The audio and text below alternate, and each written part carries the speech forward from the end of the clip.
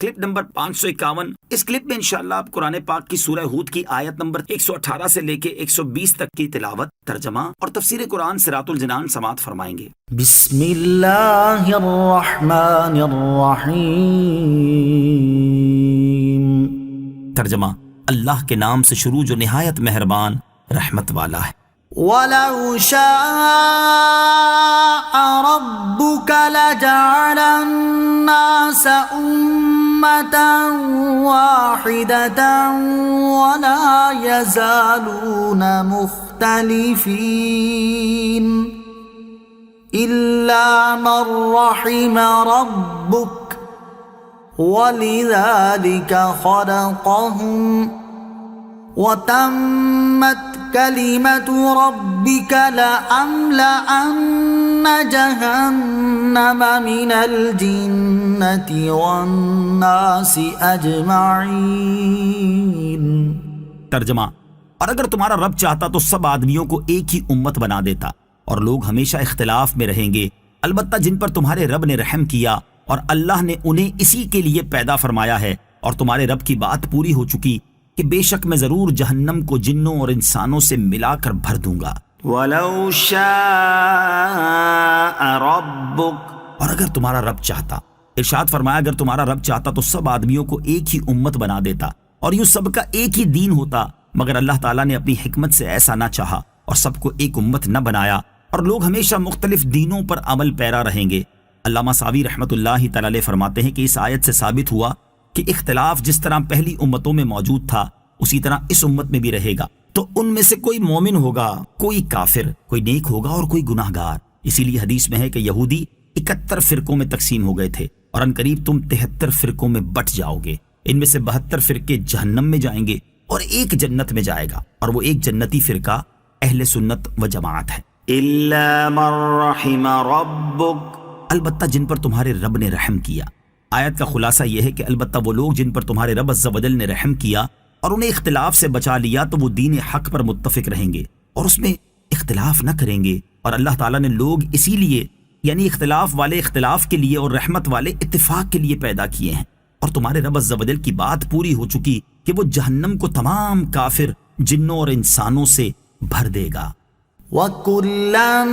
نَّقُصُّ عَلَيْكَ مِنْ أَنبَاءِ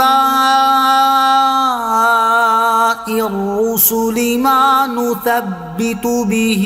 فُؤَادَكَ وَجَاءَكَ فِي هَٰذِهِ الْحَقُّ وَمَوْعِظَةٌ وَذِكْرَىٰ لِلْمُؤْمِنِينَ۔